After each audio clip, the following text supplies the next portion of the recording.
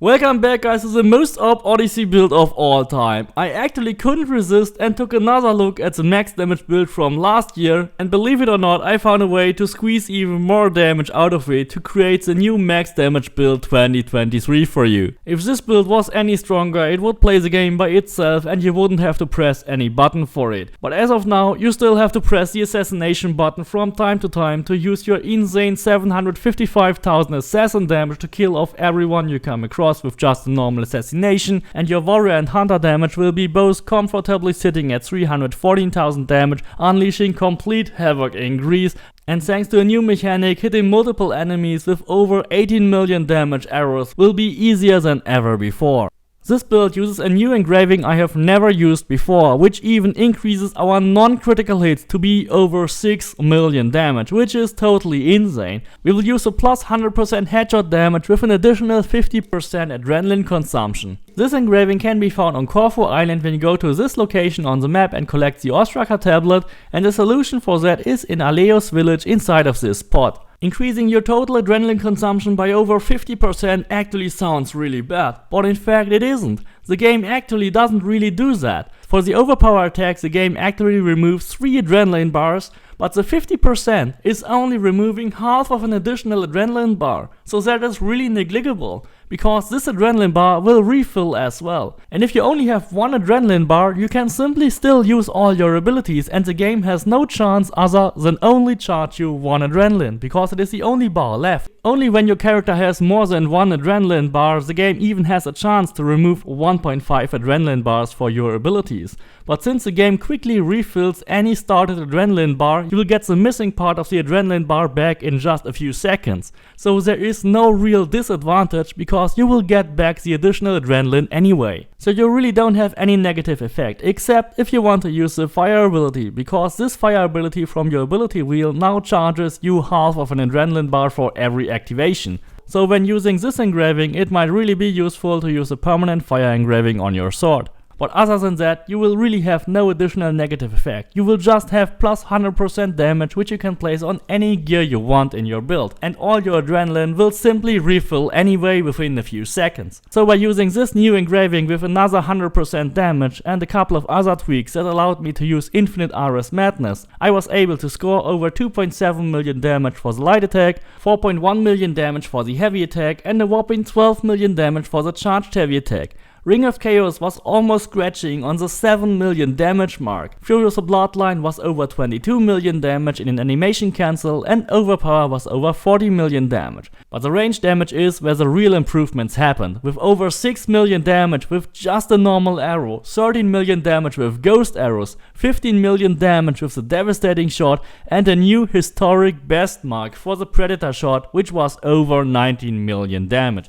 If you try that overnight, you might actually hit 20 million damage easily. Of course, it's needless to say that you only need a normal arrow to also just one-shot a mercenary in this setting. And of course, you can also just overrun and assassinate every mercenary with just a normal assassination, or simply use your RS madness and blow them away with 10 million damage or even 50 million damage on a polo mark. Even a single normal RS madness attack will be enough to kill off a mercenary just with a single strike. This build is really the cradle of perfection and the best build I have ever made. And I'm really happy to actually still find new stuff in this amazing game and show it to you. But now let's check out the build. We have 314,000 warrior damage, 755,000 assassin damage, and thanks to the bighorn bow, we will also use our 314,000 warrior damage for our hunter damage. The bighorn bow is a glitched item that multiplies all your warrior damage by a factor of 1.6, adding all its 6,495 DPS to your left melee weapon. And this damage will also be used when you shoot arrows. The reason why we use epic items instead of legendary items is because epic items, especially the gear items, have more engraving slots. We have 4 engravings on every gear piece, and that totals an additional 5 engraving slots when you use epic gear pieces. And on the other side, you would only have a set bonus, which is not even worth a single engraving in most of these cases. So having 5 additional engravings is much better than using legendary gear. For our first melee weapon we will use Hater's Harper, which is a perfect epic warrior sword with warrior damage, 50% critical damage and 30% damage with swords. And here we will engrave the 100% damage but health cap to 25%. However, if you don't like to play with the health cap, then I recommend you to engrave 25% warrior damage and an additional minus 15% resistances, or you simply go for the Nemean Lion Claw engraving, which has 30% damage at full health. Another really useful option would be to engrave the permanent fire damage engraving so that the fire activation doesn't cost adrenaline with the new engraving. You can obtain this sword from the friend in need quest in Attica, just lie to Hater to keep the sword and then you have your first perfect epic warrior sword. However, you can also simply use the blacksmith reload to get swords with the same engravings.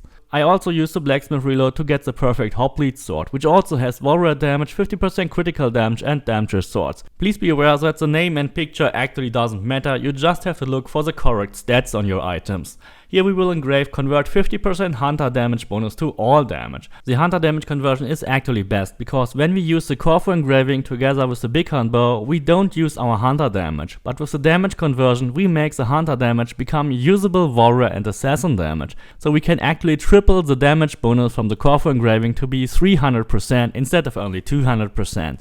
On the bighorn bow we will engrave armor penetration. As I said, the bighorn bow is the most important item in this build. It is a glitched item that simply doubles all your warrior damage and hunter damage.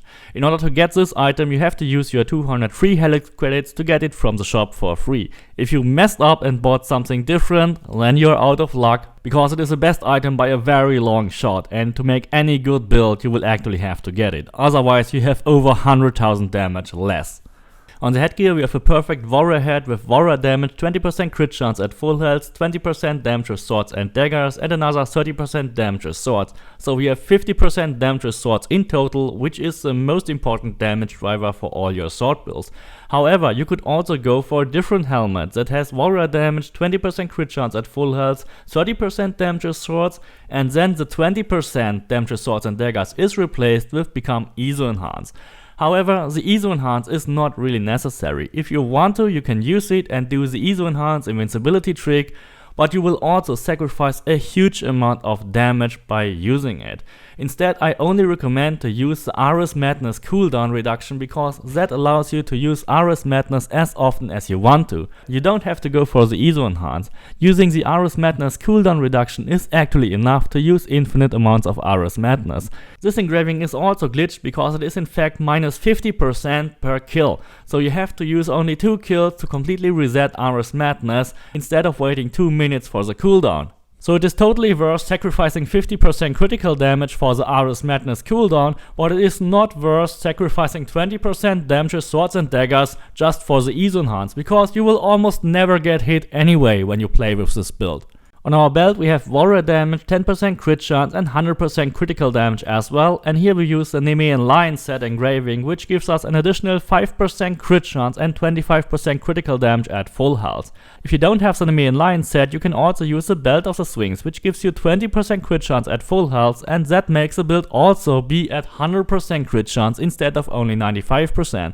But using this epic piece in this combination will actually give you more damage. And if you neither have the Nemean Lion set or the Belt of the Swings, you could also simply use 20% warrior damage here and engrave another 10% crit chance on your bow. That would make this build entirely free if you got your bighorn bow with your free credits. On the torso we use warrior damage, 10% all damage, 50% critical damage, and here we use the Corfu engraving with 100% damage but minus 100% resistances. You can collect this Ostraka tablet from the Collidi farm on Corfu Island, and the solution is at the northeastern point at the docks.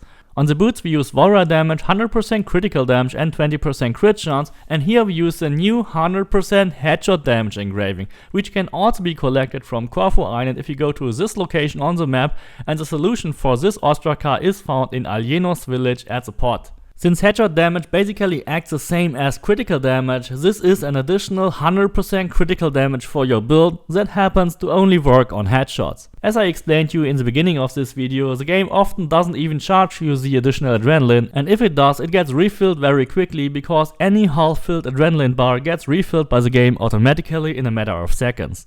With this build you will get the total stats of 679.5% warrior damage, 511% assassin damage, we have 265% headshot damage instead of the usual 165%, we have 140% damage swords, the maximum you can get, 95% crit chance and 650% critical damage. Of course, if you use the 10% crit chance on your bow or the belt of the Sphinx, you can make it 100% if you want to. For the abilities we will use all the standard ones. We will start with Sixth Sense, that slows down time and also helps you for your assassinations and your warrior attacks, gets the poison and fire arrows, and then either use multi-shot, devastating shot or predator shot. Predator shot is the highest damage one and devastating shot is the easiest one to use. Totally get Archery Master for the additional hunter damage, which we will convert into warrior damage, which also refills your first adrenaline segment. Put 1 point here into overpower bow strike as a bridge and then go for 3 points on the ghost arrows, go for the charged heavy attack and get the free bonuses from Weapons Master and Gear Master, and then you can get 3 points into flaming attacks. Of course, if you engrave permanent fire damage on your sword, you only have to go for 1 point on the flaming attacks because you have fire damage anyway. Gets the 40% fire damage from the fire mastery, then get the overpower attack, which will one-shot every boss in this game even with this build. Aris Madness, if you have the Atlantis DLC, definitely a must-have. Furious the Bloodline, the same. If you have the Legacy DLC, definitely get it. It still deals half the damage of an overpower attack and refills 4 adrenaline bars. Definitely get Ring of Chaos for crowd control. You can get Second Wind for your health refill, or you simply use the torch glitch if you know how to do that. And in the assassin tree, go for Shadow Assassin, which gives you 50% critical damage and an increased assassin damage. Pick up Rush Assassination. Critical Assassination is not needed, but definitely go for Stealth Master to reduce all the noises you make and your footsteps and increase your out of combat damage overnight. The basic mastery point distribution should be 12 points on hunter damage, because we will also convert that damage to be warrior damage, then 12 points on crit chance, crit damage and also headshot damage. In the warrior tab we will go for 12 points on warrior damage itself, then another 8 points on fire damage, 8 points on armor penetration. If you don't have so many points, you can actually skip those. But here, most important, 15 points on damage sword, 15 points on the crit stuff, 12 points on the damage while full health, and also 12 points on health gained per adrenaline spent. That one is actually optional, so you can actually save those 12 points, and if you also save those points on armor penetration and fire damage, then you might only need 170 or 180 points to make this build. If you have more than 400 points, of course you can max out the hunter damage, you can max out the crit chance, crit damage and headshot damage. Go for a couple of points here on the hunter stuff, adrenaline, not consume special arrows and also damage with hunter abilities. In the warrior tab you should go for 20 points on warrior damage of course, and then I also spend a couple of points on Athenian and Spartan damage. I know I normally never do that, but I just want to replace the missing warrior damage from our boots and get the same damage as last year. Of course don't forget fire damage, armor penetration and also damage restored as health. And in the assassin tab we will go for damage whenever time is slowed down, max out assassin damage, absolutely max out damage swords, max out the critical chance, critical damage, damage while full health. If you have the points, go for a couple of adrenaline increases, health gained per adrenaline spent, and also damage for leads and bosses. Even more points could be spent on cooldown duration or even a general increase for your assassin abilities. I hope you really like the new max damage build for 2023. Please don't forget to subscribe, leave me a like and see you next time.